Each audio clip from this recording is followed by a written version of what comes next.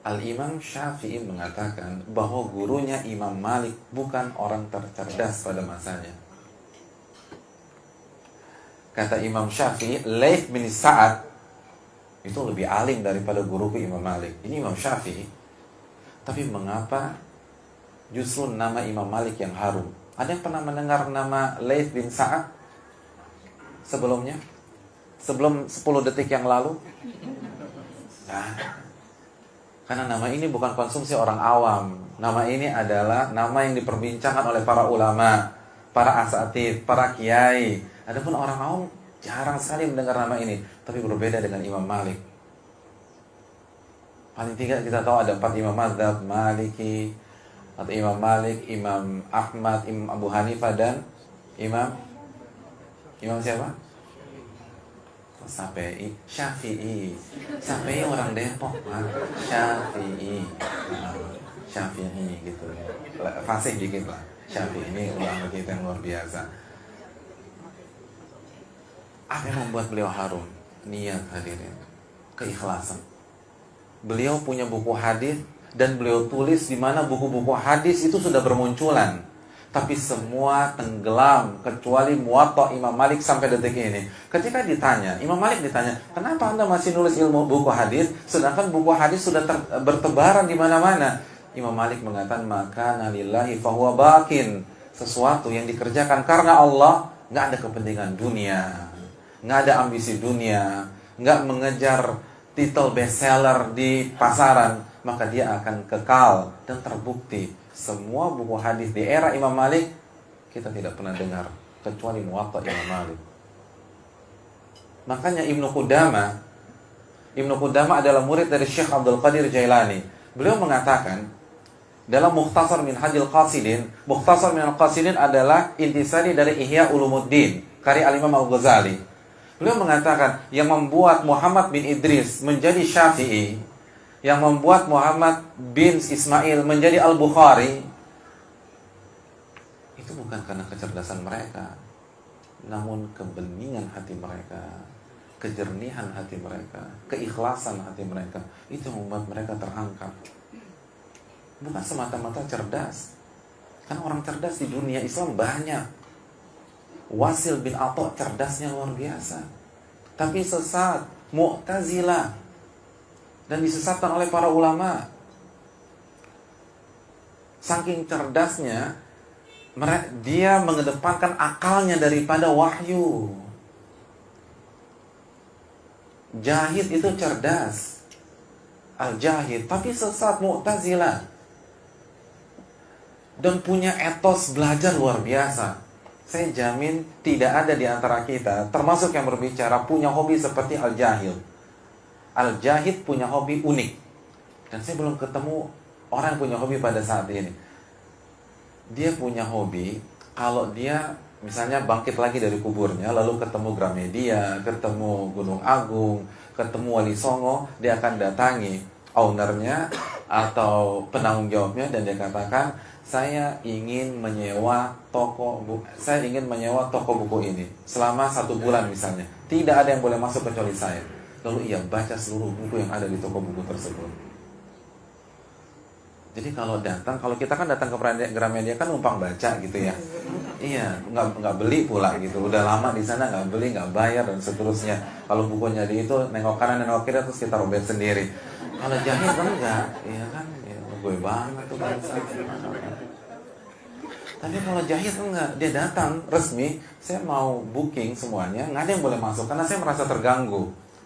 Terus dibaca satu-satu, selesai. Makanya kan matinya juga ketiban buku.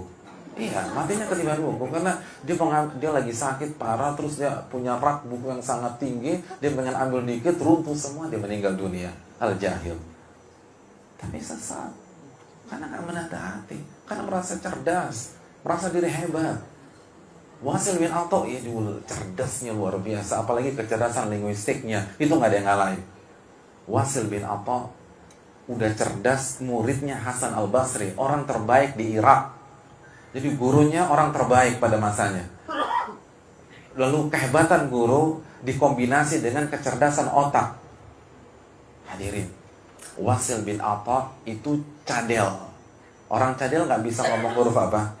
Bukan R, ro. Nggak ada huruf R dalam bahasa Arab. Ro. Karena ini Wasil bin Atha, kita nggak bicara Stephen, kita nggak bicara Stephen. Ini Wasil bin Atha, ro. Dia nggak bisa ngomong ro.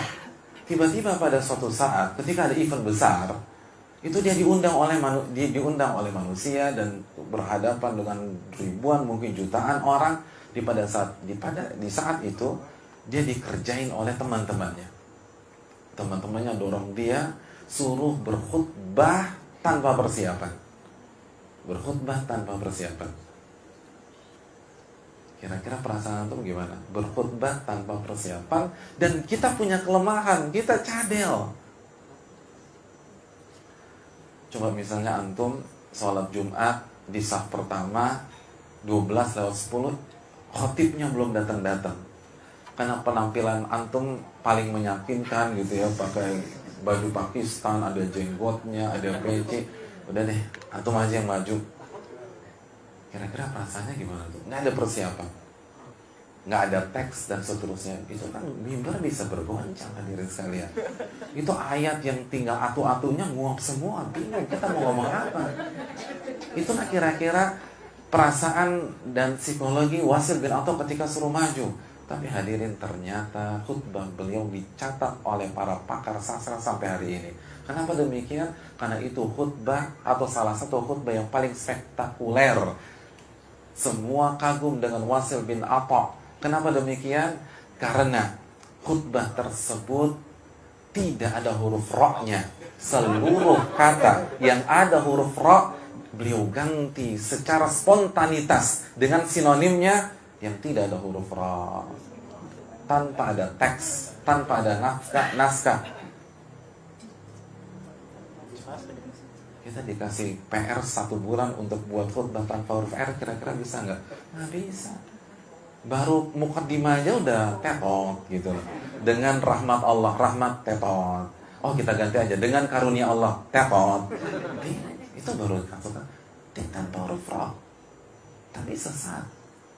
Imam Ahmad bin Abdul Halim menjelaskan mengapa Wasil bin Atha sesat. Mengapa Jahil sesat. Kenapa Mu'tazilah sesat? Utu zaka'an walam yu'tu zaka'a. Mereka diberikan kecerdasan, tapi mereka tidak diberikan kebeningan hati. Mereka terpukau dengan kecerdasan mereka. Mereka kagum dengan daya analisa mereka. Akhirnya lupa bahwa mereka hanyalah hamba Allah yang harus taat kepada Rabb-Nya, yang harus tunduk dan mengakui kebodohannya di hadapan Al-Alim, Al-Khabir, Alamul Ghuyub. Itu yang susah diterima ketika orang mengetahui bahwa dirinya cerdas, lupa menata hati. Hadirin, kita nggak butuh orang cerdas, kita butuh orang taat kepada Allah. Kita butuh orang yang tunduk kepada Allah. Kita butuh orang yang setiap saat ketika berhadapan dengan perintah Allah dan larangan Allah, dia mengucapkan sami'na wa ta'na. Kami dengar dan kami taat. Ini yang kita butuhkan. Ada pun orang cerdas banyak di dunia ini, tapi apalah arti kerja? Kecerdasan tidak bisa memberikan kebahagiaan. Bukankah iblis cerdas? Tapi apa jadinya ketika kita terpukau dan tidak menata hati kita? Oleh karena itu perintah pertama dan kedua ketika Nabi diangkat sebagai seorang Rasul, wa rabbaka fakabbir, Rabbmu bertakbirlah dan besarkanlah, wa thiyabaka fatahhir, dan bersihkan hatimu wahai Muhammad. Anda akan mendapatkan wahyu, Anda akan mendapatkan risalah. Kalau hati Anda kotor, repot. Orang-orang besar di dunia Islam itu menonjol karena amalan hati. Al-Imam Nawawi, siapa yang tidak kenal Imam Nawawi? Beliau adalah orang nomor 1 dalam mazhab Syafi'i. Yahya bin Syaraf bin Murri Abi Zakaria, kitab beliau yang bernama Riyadhus Shalihin, pernah dengar Riyadhus Shalihin? Itu bestseller dan menempati ranking kedua dari sisi penyebaran dan pengkajian. Artinya ketika ulama melakukan survei di dunia Islam, di dunia dakwah, di dunia pertakliman, maka kitab Riyadhus Shalihin menempati ranking kedua kitab yang paling sering dikaji oleh umat Islam. Di masjid-masjid, di rumah-rumah, di surau-surau. Kitab ini hanya kalah dari satu kitab yang menempati ranking pertama. Kitab apa? Kitabullah, kitab Al-Quran. Ya. Bukan.